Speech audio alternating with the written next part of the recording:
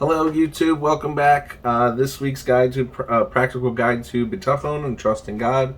Um, Last week we spoke about step one being that there are no coincidences, and this week I want to talk about step two to practical faith and trust in God is knowing that before you do any business, engage in any sort of money making or any sort of career, that you want to know that the outcome is only in God's hands.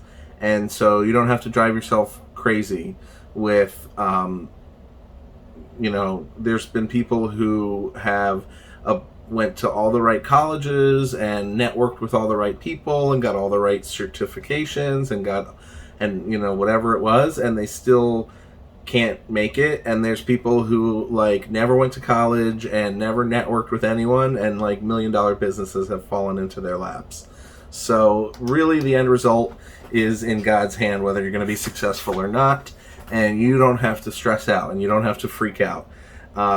So practically this means that before you leave the house in the morning, before I leave the house in the morning, I ask God to let me just do a good, honest day's work. Let me be helpful to people. That's something I love about my job, is that I get to help people, and make sure that I don't flatter or kiss up to anyone, because they are not going to affect my job and my success at the end of the day.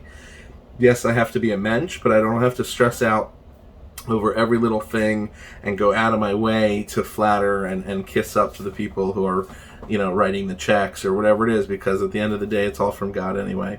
So a little bit of something that reminded me of this, and I'm sorry if it's not super connected, but I feel like it is worthy of mentioning, in the story of Yosef. In the story of Yosef, he's in prison after being accused of going after Potiphar's wife, and he interprets the dreams of Paro's bread maker and his sommelier or cupbearer, and he says, you're going to go before the king in 3 days, and he's going to reappoint you to the cupbearer.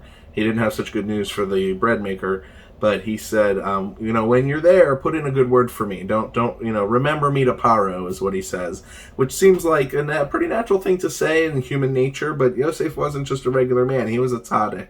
He was a very righteous man. Yosef HaTzadik is how he's known, and he was punished. He had to stay in jail for a little bit longer, maybe another 2 years or something, and because he thought maybe he had a temporary lapse in bitachon and trusting God, and he thought to appeal to a person for his success, and he should have just kept his mouth quiet and known that God was going to save him when God was going to save him. So I hope that this has been of benefit to you. I hope this affects you. I hope this is able to give you the menuchas hanefesh, the calmness of spirit that comes with true trust and faith in God. And I love you all, and tune in next week. Thank you.